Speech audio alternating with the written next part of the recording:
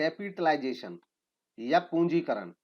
Capitalisation एक process है जिसमें डिटरमाइन किया जाता है कि कितने फंड्स की रिक्वायरमेंट होगी किसी बिजनेस को कैरी करने के लिए, किसी बिजनेस एक्टिविटीज को चलाने के लिए।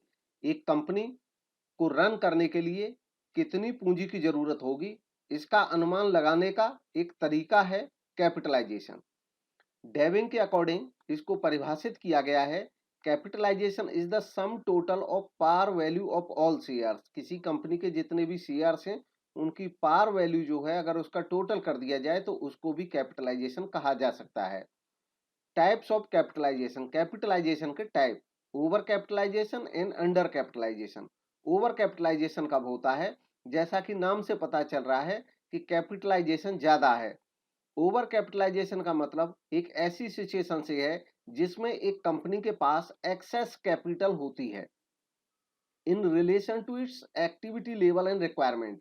किसी फर्म का या किसी कंपनी का जो वास्तव में एक्टिविटी लेवल है या जो रिक्वायरमेंट है उसकी, उससे ज्यादा कैपिटल अगर उसमें लगी हुई है तो उसको ओवर कैपिटलाइजेशन कहा जाता है। अब इसमें समस्या ये होती है कि लेवल से ज्यादा लगी हुई होने का मतलब है कि वो अर्निंग तो कम करेगी और एक्सेस कैपिटल होने की वजह से उसकी कॉस्ट ज्यादा रहेगी कैपिटल से।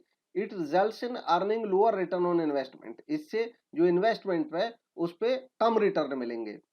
फॉर एग्जाम्पल कि अगर किसी कंपनी का जो एक्टिविटी लेवल इतना है कि 10 लाख की कैपिटल उसके लिए पर्याप्त है, ऐसा हम कैपिटलाइजेशन के माध्यम से जान सकते हैं। कैपिटलाइजेशन का पर्पज ही यही होता है पूंजीकरण का, कि हम ये पता लगा सकें कि हमारी कंपनी का जो लेवल है, हमारी जो एक्टिविटीज है उसके अकॉर्डिंग या हमारी संस्था की जो अर्निंग है उसके अकॉर्डिंग कितनी कैपिटल की रिक्वायरमेंट है। इसी प्रोसेस को कैपिटलाइजेशन कहते हैं। तो अब इसमें जब हम ये जानेंगे कि वास्तव में हमारी कैपिटल लगी कितनी है, यानी कि जो कैपिटल एम्प्लॉयड है जब उसकी वैल्यू निकालेंगे, और अगर हमारी कैपिटल जो लगी हुई है वो 12 लाख है, तो इसका मतलब ये है कि हमारे यहाँ ओवर कैपिटलाइजेशन की समस्या है। अब चूंकि जो लेवल है एक्टिविटी लेवल हमारा वो 10 लाख के बराबर है, तो अर्निंग तो इसके हिसाब से होगी, लेकिन हमारा जो इन्वेस्टमेंट है वो 12 लाख है। तो अब इसका मतलब सीधा सा ये हुआ कि जब हम रिटर्न देंगे अपने इन्वेस्टमेंट पे तो वो कम दर से दिया जाएगा, तो इससे लोअर रिटर्न मिलेगा इन्वेस्टमेंट पे। Causes of over capitalisation, over capitalisation के कारण क्या हैं? कई कारण हैं, अलग अलग कारण होते हैं। एक्सेस कैपिटल अगर कंपनी ने रेज कर ली है, जरूरत से ज्यादा कैपिटल रेज कर ली है, या कंपनी ने हायर रेट ऑफ इंटरेस्ट पे लार्ज अमाउंट ऑफ कैपिटल बोरो कर ली है, या कंपनी प्रोवाइड करती है इन एडिकेट डेप्रिसिएशन फिक्स्ड एसेट पे, जो फिक्स्ड एसेट्स हैं उन पे पर्याप्त मात्रा में डेप्रिसिएशन नहीं लगाती है, कम डेप्रिसिएशन लगाती है। Excessive payment for acquisition of goodwill, goodwill acquire करने के लिए जरूरत से ज्यादा पेमेंट कर दी है। Higher rate of taxation, taxation का जो रेट है वो ज्यादा है। Under estimation of capitalisation rate, या कैपिटलाइजेशन का जो रेट है वो हमने अंडर एस्टिमेट कर लिया। Next is under capitalisation. Under capitalisation क्या है? अंडर कैपिटलाइजेशन का मतलब उस सिचुएशन से होता है जब एक कंपनी का कैपिटलाइजेशन कम होता है उसके रिक्वायर्ड कैपिटलाइजेशन से। जो रिक्वायर्ड कैपिटलाइजेशन है वो ज्यादा है लेकिन वास्तव में कंपनी में जो कैपिटल है वो कम है, तो वो अंडर कैपिटलाइजेशन कहलाएगा। और इसका मतलब होगा कि हायर रिटर्न होंगे इन्वेस्टमेंट पे, क्योंकि कंपनी का जो एक्टिविटी लेवल है, कंपनी की जो एक्टिविटी जिस लेवल पे हो रही है वो बड़े लेवल पे हैं, लेकिन वास्तव में जो कैपिटल का इन्वेस्टमेंट है वो कम है, तो ये अंडर कैपिटलाइजेशन है। और ये भी शॉर्ट टर्म में तो ये बेनिफिट लग सकता है लेकिन लॉन्ग टर्म में ये भी समस्या होगा हमारे लिए। Causes of under capitalisation, under capitalisation के कारण क्या है? तो इसके कारण होते हैं under estimation of capital requirement, अगर रिक्वायरमेंट को हम कम एस्टिमेट कर लें। Under estimation of initial and future earning, अगर हम इनिशियल शुरुआती और फ्यूचर अर्निंग का कम एस्टिमेट करें तो उस हिसाब से भी कम कैपिटल लग सकती है। Maintaining high standard of efficiency, अगर एफिशिएंसी के स्टैंडर्ड बहुत हाई हैं हमारे तब भी अंडर कैपिटलाइजेशन हो सकता है।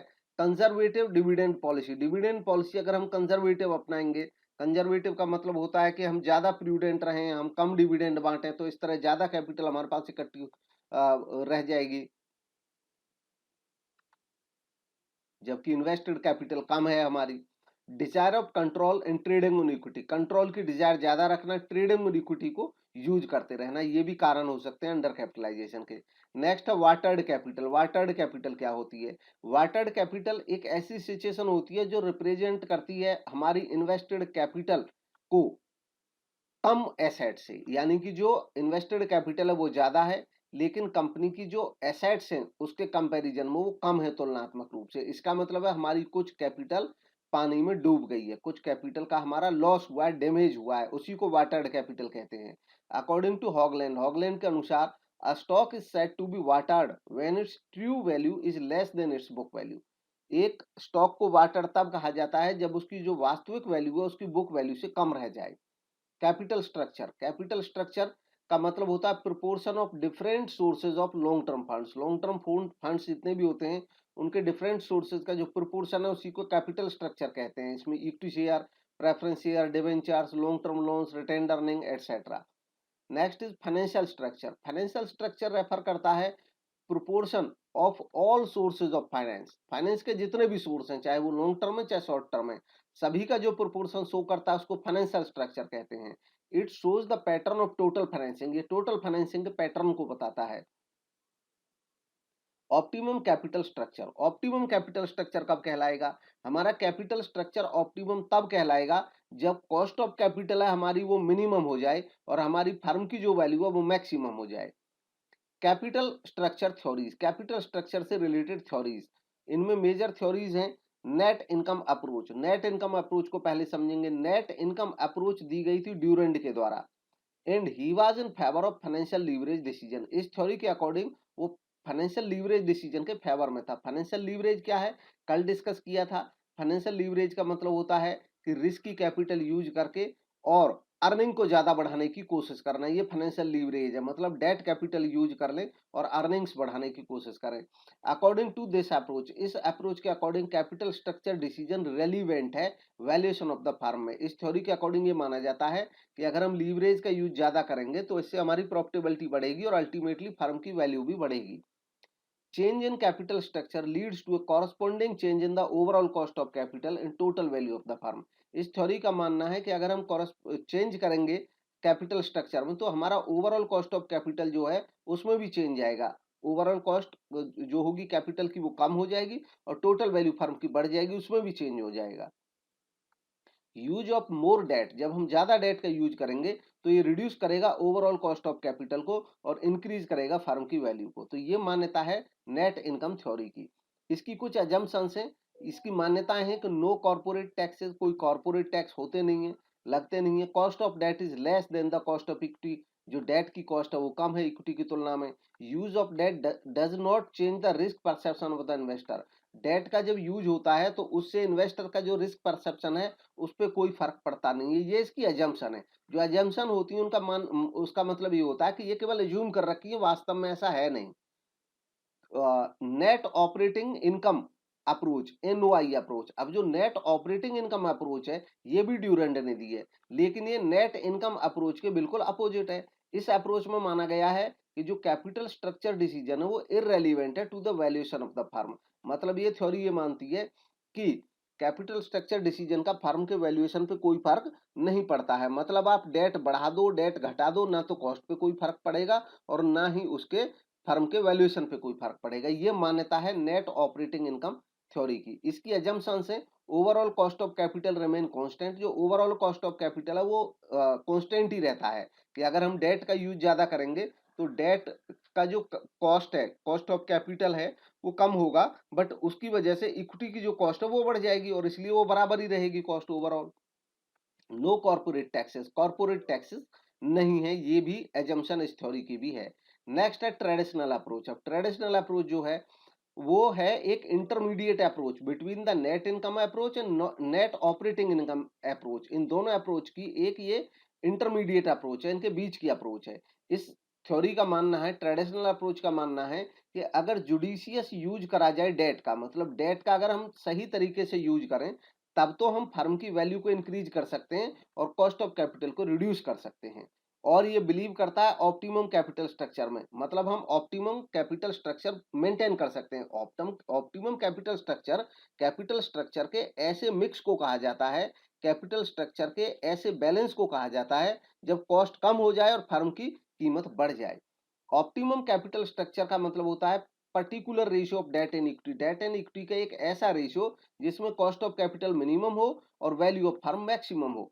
Up to a certain point. अब यहाँ से बारी आती है अगली, एक टर्न आता है इस थ्योरी में कि up to a certain point, एक सर्टेन पॉइंट तक debt equity mix will cause the market value of the firm to rise in cost of capital to decline. मतलब एक लिमिट तक ही अगर हम डेट का यूज बढ़ाते जाएंगे तो एक लिमिट पे ऐसा होगा कि वहां तक तो आपकी जो कॉस्ट ऑफ कैपिटल है वो कम होती जाएगी और फर्म की वैल्यू बढ़ती जाएगी। लेकिन अगर हम इस लेवल को क्रॉस करने की कोशिश करेंगे after attaining the optimum level, जब ये सर्वोत्तम लेवल जो है जब ये क्रॉस हो जाएगा, तो एनी एडिशनल डेट, अब अगर उसके बाद हम कोई डेट बढ़ाएंगे तो इससे जो मार्केट वैल्यू है फर्म की वो डिक्रीज होना शुरू हो जाएगी और कॉस्ट ऑफ कैपिटल इंक्रीज होना शुरू हो जाएगी। जो एडवांटेज था चीपर डेट का वो ऑफसेट हो जाएगा इंक्रीज्ड कॉस्ट ऑफ इक्विटी से due to increasing financial risk, क्योंकि जब डेट आप लगातार बढ़ाते चले जाएंगे तो इससे रिस्क बढ़ेगा और जब रिस्क बढ़ेगा तो कॉस्ट ऑफ इक्विटी बढ़ जाएगी।